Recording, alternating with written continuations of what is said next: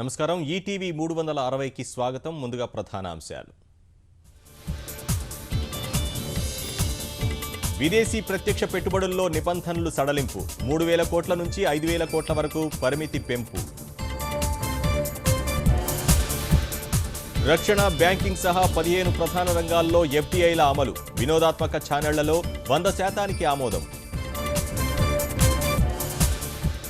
తమిళనాడులో వరద బీభత్సం, 17 మంది మృతి. నెల్లూరు, ప్రకాశం, చిత్తూరు జిల్లాల్లో విస్తారంగా వర్షాలు.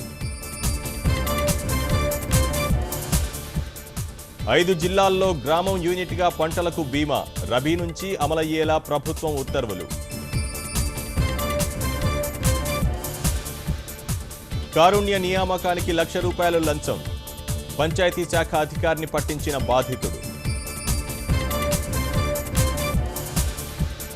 హెచ్చరించిన ఆగని గొలుసు దొంగల ఆగడాలు. పట్టపగలే చోరీలు చేస్తూ పోలీసులకు సవాల్.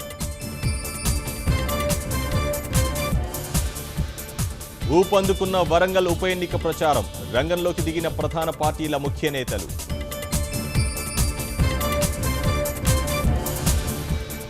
వాడవాడలా మొదలైన దీపావళి పండుగ శోభ. శుభాకాంక్షలు తెలిపిన మోదీ, కేసీఆర్.